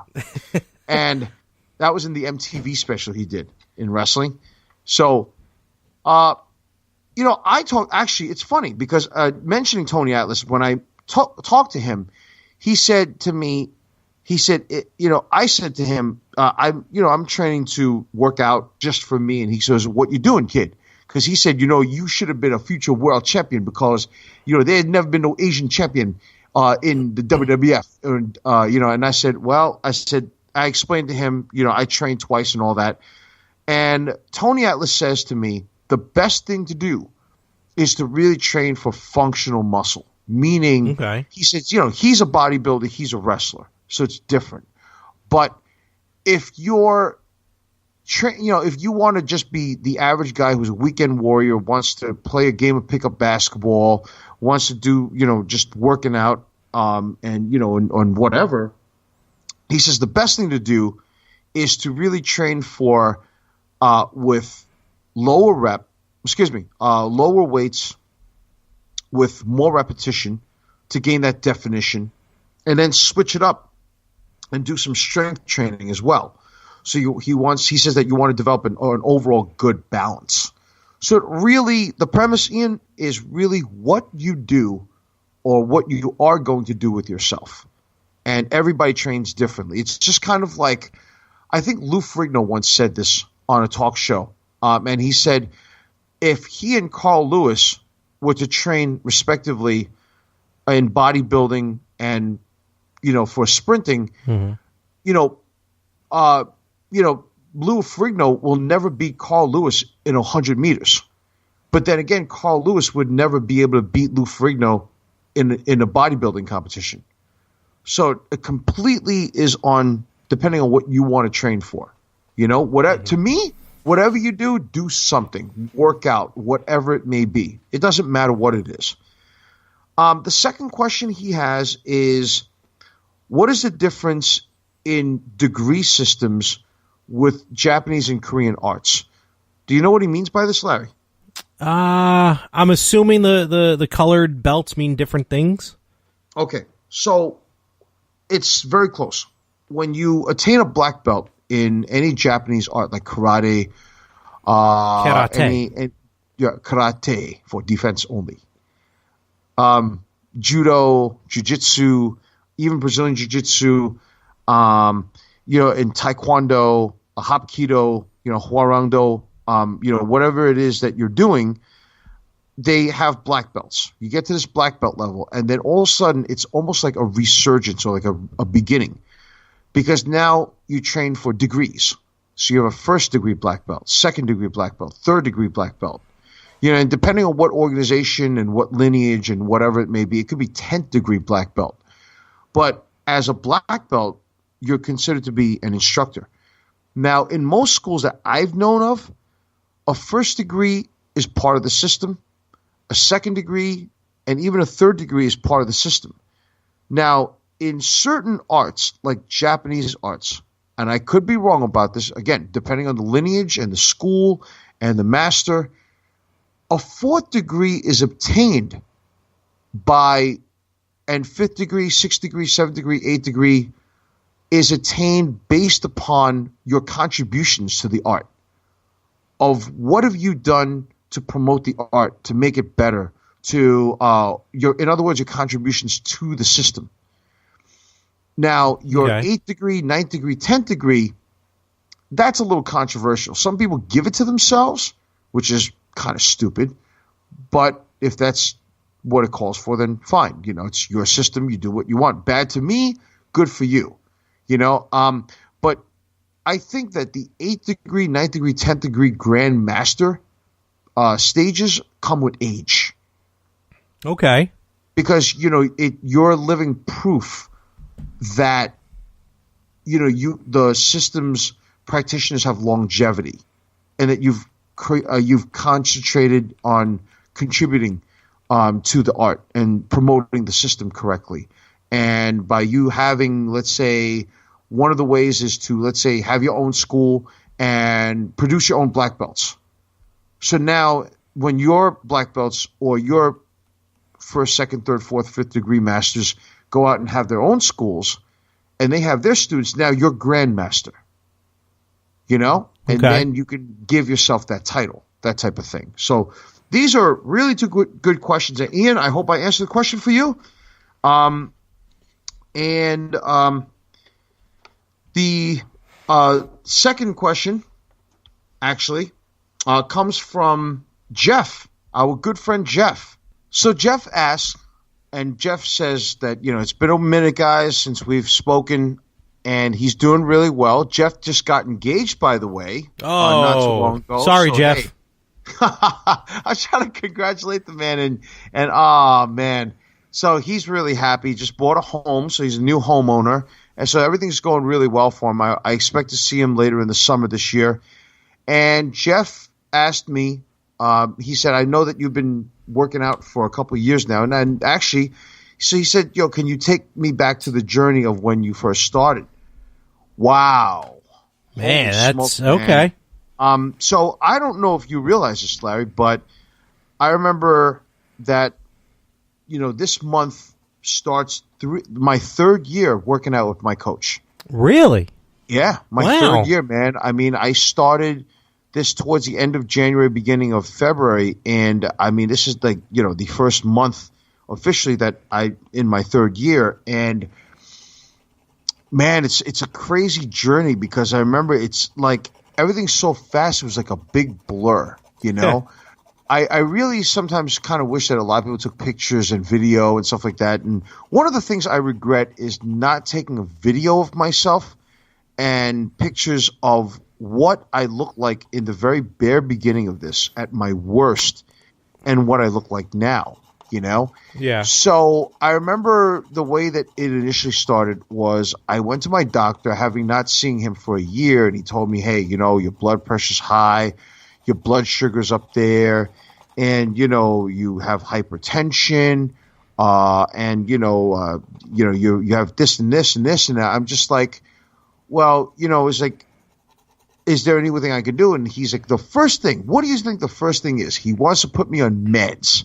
There you and go. I said, no. I said, you're telling me there's no other way for me to do this naturally. And he said to me, well, he goes, to be honest with you, you could actually just do exercise and diet, but I've never seen you do that before, except for one time in your life when you were doing Thai boxing and when you were doing pro wrestling. And he was like, after, your in-ring career, it seems though you just started gaining the weight and all that stuff. And it really didn't sink in until I started doing research over, high blood pressure and over, high blood sugar and what that would do and all that other shit to you. And then I started getting scared, but I didn't know how to formulate a plan to counteract this or to attack it. Okay. So one day, I remember this clear as day.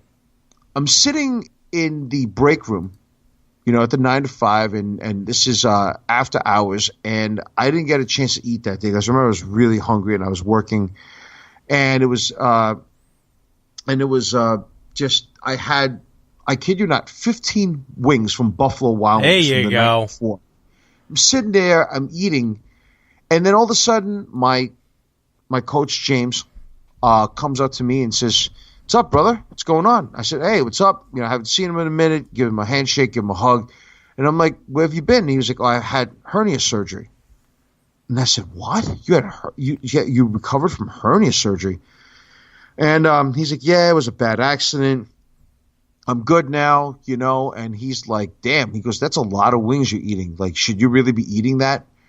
And I said, "Well, it's my dinner." And he's like, "Well, that's not really healthy for you, man." And he really wanted to say, "Listen, you gained weight and this and that, but my coach James is a really humble guy, but he's also a very straight shooter." Okay. And I told him, I said, I'm not happy right now, so I think I'm aggravation eating. And he was like, "What are you not happy about?" And I explained to him what happened at the doctor's visit, and he says, "Okay, because let me ask you a question." He says, "Is this all reversible? Can you do something about it? Can you change yourself?" And I said, "Yeah." And he said to me, "Okay." He goes, "Well, you know what? I haven't been in the gym in weeks. I just recovered. I got clearance from my doctor to work out. So I want you to," he goes, "if you want, we can work out together and get you back in change yourself. And I'll get back into top form." Mm-hmm. Because, he's a military vet himself. He's Army, he's a military veteran. Okay. Yeah. He fought in Afghanistan. Oh. And he's so he served his country proudly, and he's old school. So he just believes in hard work, and we thank him, and dedication. We thank him for his service. Yeah, definitely. Thank you, Coach. And James is a great guy. He's like a brother to me. And he said, "Look," he goes, "why don't you come and work out with me?" And I said, and immediately I was just like, "Oh, no, absolutely not." And he's without hesitation. He goes, like, "Why not? I don't understand." I said, "Listen," I said, "look at me and look at you. There's no way on earth I am ever going to catch up with you. And if I can't do it, what's going to happen is at some point, you're going to look at me, get frustrated, James, and you're going to say to me, Get the hell out of here. You're holding me back. I'm not making the gains that I need. He goes, oh, no. He goes, trust me. I know what I'm doing. Or do you trust in what I'm doing? I said, well, I don't know. He goes, well, good. He goes, enjoy this meal. He goes, because this is the last meal like this that you're going to have in a while until you meet goals. He goes, look, meet me next week. So I figured, oh, shit, I'm going to get my ass kicked in the gym. So what did I do for the last week? I ate shit, right? Mm-hmm. And I figured, oh, man, this is going to be my last supper, eating something good. So what was my last supper of eating shit? I had another 15 wings. I had a large order of fries, and I had 2 ginger ales. There you right? go. Holy cow. And I said, God damn. I said, because the next day I'm just going to get my ass kicked. So, brother, I go in and I work out. I remember he wanted to test my aptitude because that's what any good coach would do, is to test your aptitude to see where you're at. And, Jeff, I recall that, I couldn't bench press not even 25 pounds on each side. Okay. I couldn't bench press 25 pounds. You know what weight I started there? 10. I was just going to say, side. maybe it sounds, wow, that's 10 light. pounds on each side, and then you have a 45-pound bar. Oh, man. Right? Oh, yeah, true, yeah. And then, because all these bars are either 30 to 45 pounds, I couldn't do a single pull-up.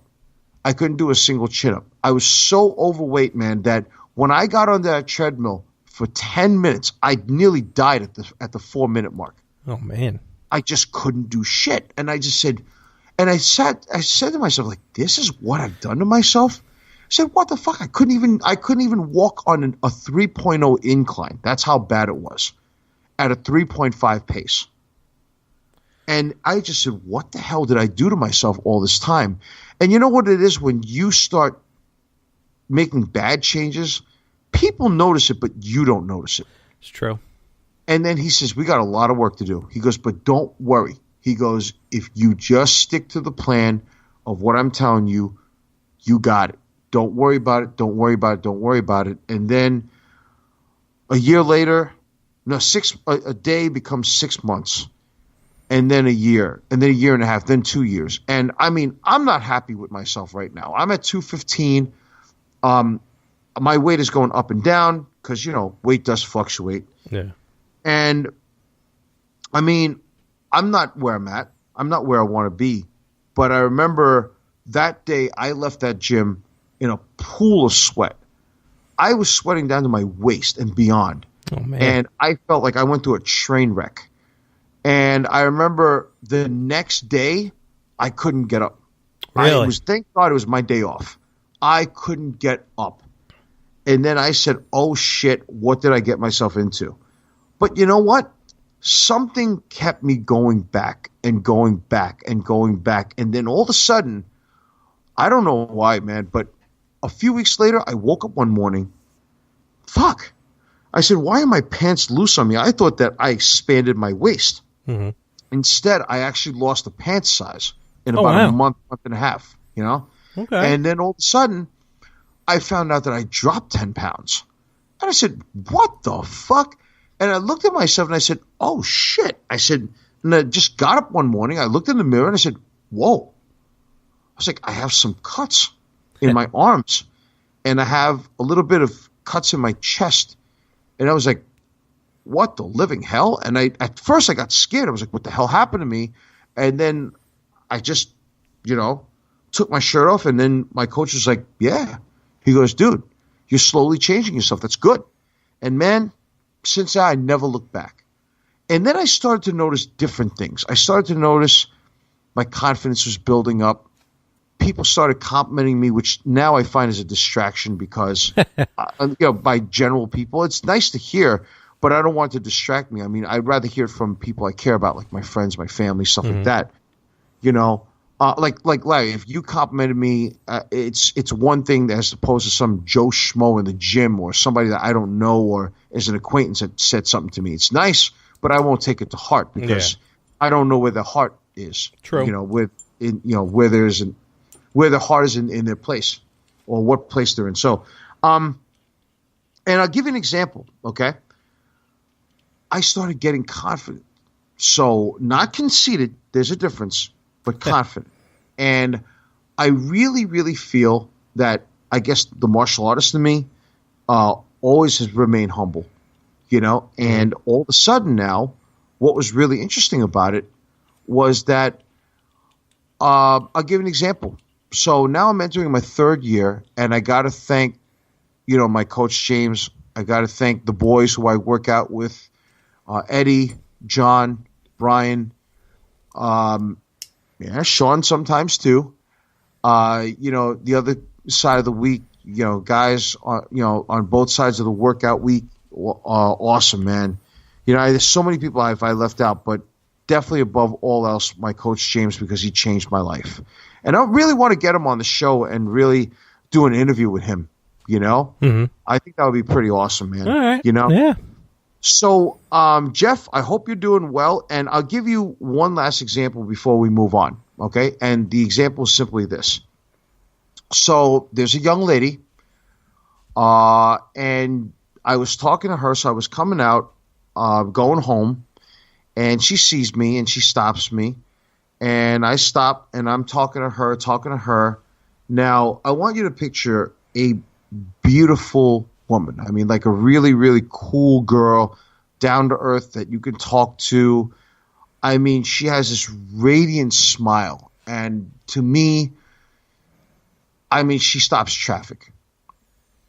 Wow. At least to me, like in my world, and the way I perceive her, she has this beautiful smile that just stops me in my tracks. And she's just great to talk to, and she's intelligent and well-spoken, and she's just, how like when you speak to people and they have good energy and they project good positive energy. I have a couple people in mind like that. Yeah, I'll take credit for that. And and then you obviously can tell the opposite when people project negative energy. Correct. Right. So she really projects this really good positive vibe, energy, whatever you want to call it. And I remember talking to her, and then she was asking me, so, hey, like, what are you doing today? And I said, I'm going to record a podcast. And she asked me what the premise of it was, and I told her. And I said, I want to recall, one of the questions was for me to recall the very, very start of my workouts. And I just did. And I said, I'm nervous talking about it. But it's a good thing to reflect, to see where you came from, because that way you'll know where you're going, and it's inspiring. And she said, and I said, I'm nervous about that. And she said to me, oh, don't be nervous. I know you'll do great. I have confidence in you, and you're going to do great. And then tell me how you did. And I said, I certainly will. And she gave me the most amazing, beautiful smile I've ever seen. And let's just put it this way. I mean, like the way I look at it is, I said bye, and then I got in my car and I was thinking about that, and I said, wow. And I'm driving, and I'm just like, wow, I really, really have changed for the better. Because 2 years ago, I had no self-esteem. I had no self-confidence.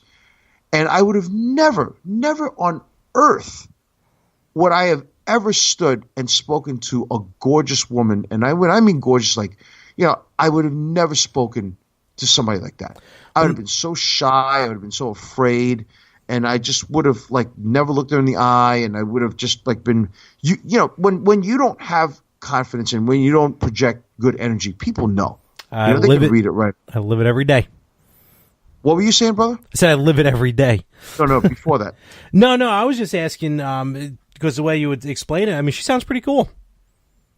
Oh, she is really, really cool, man. Like, I mean, very few people, obviously not speaking about friends and family, but very few people that I can speak to now, especially, where I'm at, like 40 hours a week, really can I speak to in this capacity, in a sense that, like I can really, get a good worldly conversation, intelligent conversation in for sure, and she's definitely one of them.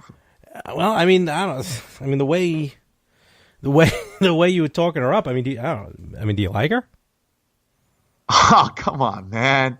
You're going to put me on the spot like that? I mean, do I like her? Saying, yeah. Well, I mean, do I like her? I mean, she's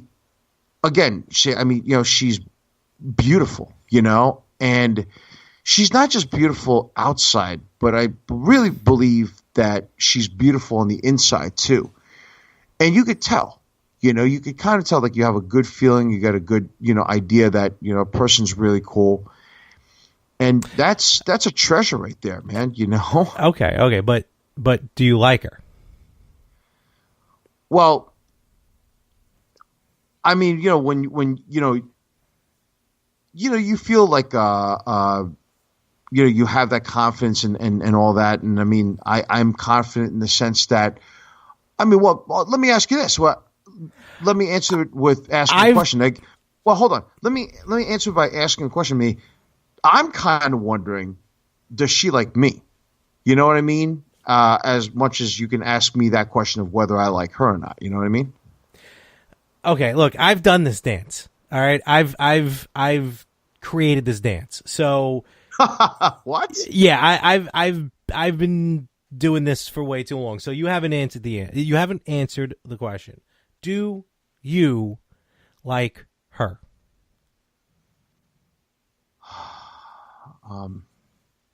Yes. Yes, I do. I really do. I mean, I do like her. And I kind of wonder whether she likes me back.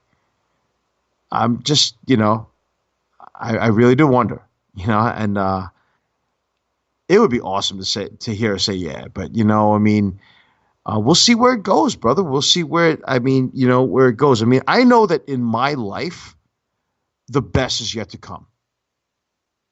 I'm putting the pieces of the puzzle together, in all aspects, and I just think that the best is yet to come, man, and I know it, and one beautiful thing is you never know, right? You're right. You're absolutely right. You do never know. I mean, I know, but at least for me, because it never works for me. But no, that's cool, brother. Good luck. And, I may have to have you on the better half to talk about it. So, oh, yeah? Look, I've known you for, over 20 years at this point? 25. Has it been that long? God damn. My unfortunate, in my life, yes, I guess so. Anyway, so I've known you for more than I've been alive. And we go back and forth. We joke a lot on this podcast, give each other shit. But in all honesty, man, I know you. I've seen you. You're nothing but a class gentleman. You definitely live the lifestyle of, putting people, taking care of others before you take care of yourself, which is admirable. And you definitely don't run with the pack. You definitely run away from, run like along the side of the pack to the beat of your own drum. And if anyone deserves anything in life, success, whether it's monetary, emotional, spiritual, however it may be, trust me when I tell you, your name is on the top of that list. And if things go well in this situation, because this woman sounds tremendous, and with a heart of gold, and with yours as well, I do wish nothing but the best for you, because you really would make anyone's life brighter, whether that's again, emotionally, spiritually. You're a pain in my ass, but I still love you. But to others, I love you too, brother. And how you are with others, you really show compassion more than anyone else does in this day and age. Hey, I really appreciate it, man. I really do. And like I said, we'll see. And the future is not written for us. It's what we make of it. So make it a good one. And that's not me. That's Doc Brown. The Libyans. No, I gotcha. So yeah, hey, thanks, man. I mean, I really appreciate those kind words. I'm very humbled to hear it, and I just hope that she sees it. You know, what you're saying. Trust me, if she's already spoken with you today, she's already seen it. Cool. Now that's awesome. That is awesome, man. I appreciate that. No problem. All right, man. So I think that we've almost depleted all the resources. So I think that it's time that we promote that one thing that everybody wants to know about. And ladies and gentlemen, it is known as the Just When We Thought We Were Out, They Pull Us Back In tour. Oh, yeah. All right. So I know that your convention for retro gaming came out fantastic. You really, really came out phenomenal. So now this weekend is my turn. I'm going to hit you guys up with some dates, some guys and gals out there. Fans, if you are going to be in Eastland, New Jersey, Iceland, Iselin, New Jersey, there's a New Jersey HorrorCon that's going to be I'll be in the March 4th date. You are going? Yeah, I am going. Okay. Sunday, March 4th. At the Renaissance Woodbridge Hotel. It's at 515 US 1 in Eastland, New Jersey. I will be there. I will obviously get a hell of a lot of autographs. I'll be walking around. Just look for a Asian guy that looks like a panda, an adorable, very handsome-looking panda. And I will be walking around, and I don't know what I'm wearing that day, but since it is a HorrorCon, I might wear my Dawn of the Dead shirt. There you go. I'm not really sure. The one that we bought when we went to Chiller. Yes. So I may wear nice that. one. And just going to go and get a good amount of autographs if I can, depending on how much they cost and all that, and just really take it all in. Larry and I will be at Chiller Theater on April 29th, the Sunday, last day, the Hilton Parsippany in Parsippany, New Jersey. And they've just added a good amount of names. They sure did. Holy cow. I'm like, wow. They really added some awesome names here. So Chiller Theater is definitely a 2-time per year tradition for your boys at the Yin and The Yang. We will also be June 9th at the Legends of the Ring in Monroe, New Jersey. And signed right now is D'Lo Brown and $1 Million Man Ted DiBiase. Oh, really? Okay. Yes. So and you, Lord knows, wherever Ted DiBiase is there, you know who's going to be there. No, he won't be there. He'll be 3 blocks over. Right. He'll be outside going. Yeah, and I've met Virgil once. Right. I was at the New York Comic Con. I don't know how he sneaked in, but it's this huge place. And all of a sudden, in the back, there's a small little table that looks like the size of my computer table here. And I see him, and I'm like, is that Virgil?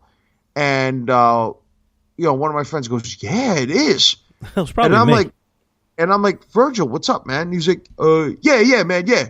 I said, you're a Steelers fan? He goes, yeah, man, all day. Hey, man, man, you want an autograph? And I said, well, Virgil, I just walked in. Oh, all right, man. Yeah, all right, fine. I said, well, I'll be back. And he goes, hey, yeah, all right, man. And right in front of me, like not even a split second later, this guy walks by and goes, yo, man, you want an autograph? Yeah, man, yeah. You want an autograph, man? I was like, wow. Like he wanted nothing to do with you if you don't flash the cash. You know? That's Virgil. Right? And and then now, would you get Oscar's autograph this year? Who? Exactly. Not Oscar. Oscar from Men on a Mission. If no. Oscar was there, I'm sorry. I will propose marriage to that woman. I've already met, and I have Oscar's autograph. From Men on a Mission? No, the maybe next Raw Women's Champion. Oh, God. Of course, she was standing next to Alexa Bliss, so Bliss completely outshined her, but I did meet her and get her autograph. Well, F you, Larry, because you wasted your resources right there. Damn it. For me, Oscar shines over Bliss. But that's a different story. Apparently, the WWE thinks Ronda Rousey shines over everybody, but that's a different story, too. Right? Now she's getting no special perks. So you think. Now, Nope, don't title matches. Yeah. Larry, it has just been alerted and brought to my attention that, I kid you not, are you ready for this? I'm going to try to make it to all 3 days. Just announce I am considering going to Pittsburgh, Pennsylvania, specifically more so Monroeville, Pennsylvania. And do you know why? Why is that? I'm glad you asked, Larry, because it is known as the second annual Pittsburgh, Pennsylvania Zombie Capital of the World Living Dead Weekend in Monroeville, Pennsylvania. Oh, wow. Didn't they film a movie up there? Yeah, it's called the 1978 version of Dawn of the Dead. That's right. The And Monroeville. George Romero's Dawn of the Dead. And it is the 40th anniversary Really? of the making of this film. And they are issuing out tickets on the June 8th to June 10th in the Monroeville Mall. And they're going to see you behind the scenes in the mall. All the cast members will be there. Dude, I have to go. I have to go. It is my absolute all-time favorite horror sci-fi film. Okay. I need to be there. And Cool. I will be. And you know what? I'm going to go get tickets for this because I got to be there. Sweet. Because when there's no more room in hell, the dead will walk the earth. Anyway, my friend. They're do you have coming any to dates? get Hit you, us up with some- Barbara. Yeah. Do you, stop it, Johnny. You're scaring me. Now, do you have any dates for the fans? Yeah, I mentioned it earlier today. April 5th to April 8, 9, 10. April 5th to April 11th, I'll be in New Orleans, Louisiana for WrestleMania weekend. And also, let's see. I don't have the tickets in front of me, but middle to end of August, I'll be doing a 4-day trip to the Barclays Center for SummerSlam. Of course, we will be at Chiller. And as of right now, that's and I may be heading to the West Coast near the end of the year. Stay tuned. Ripple Land? Los Angeles, California, the last place I want to travel to at this point. But What? just to go visit a good friend of ours. Oh, you mean President Rippo? And also Survivor Series is going to be at the Staples Center.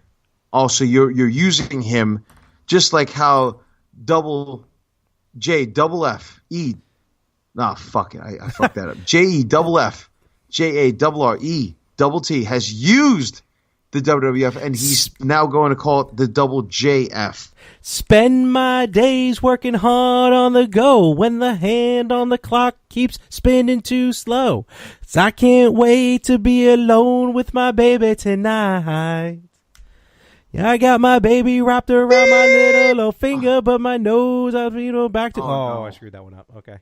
Okay. Well, now. And that you know what I really screwed up? Because I should have went to Royal Rumble. Because if I would have went to Royal Rumble in Philly, and then I go to the Staples Center in Los Angeles, I would have hit all 4 major pay-per-views in the same year. Aw. Now, so you're now have you spoken to him about Rippos? What? What is that? Rippos, the cereal for the for the retro gamers. They make sure you ain't Larry. Well, oh, wow. I'm getting trashed here. Well, I was just On saying my that was own the tagline. network. On episode 19, go back to it, folks.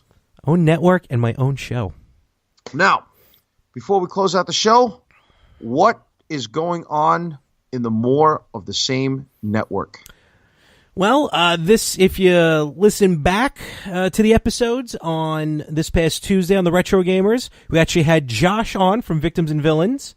What's up, brother? He guested with us, and me and Ant talked about, we broke out a new segment called... Oh, now, let me say this, and I don't mean to interrupt you with all due respect.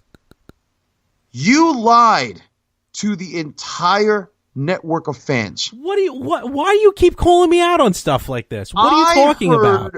I heard what you said on that program, you are a liar. That is not a family-friendly show, because for nearly 20 minutes, you fools were talking about drugs,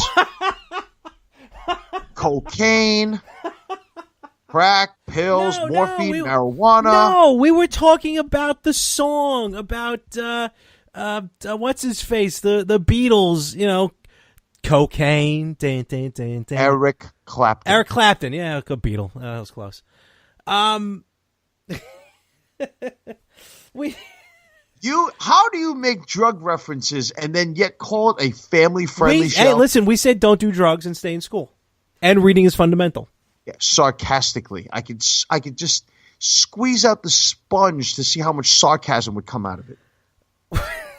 I'm just happy you listened. Oh, how dare you, sir?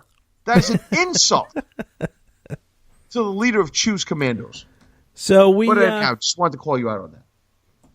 Why am I telling? So you've already heard the episode. So why am I even bothering? Well, what's coming up?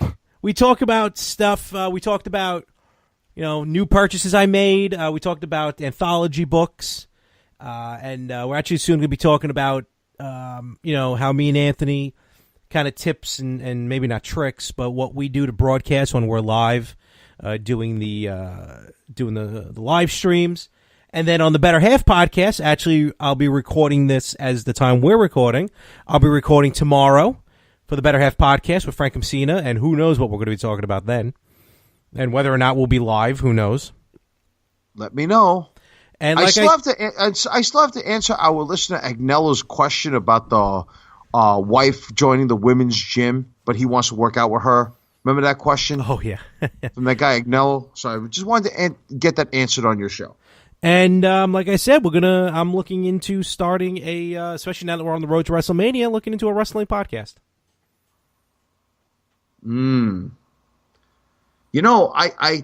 I know Notaro's going to have an exclusive contract, but I also know someone else who actually has very in-depth knowledge of professional wrestling, knows the product, knows the business, trained with two legends.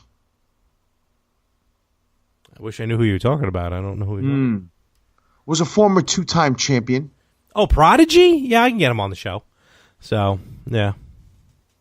I know him. He's good people. This podcast is over. Thank you very much.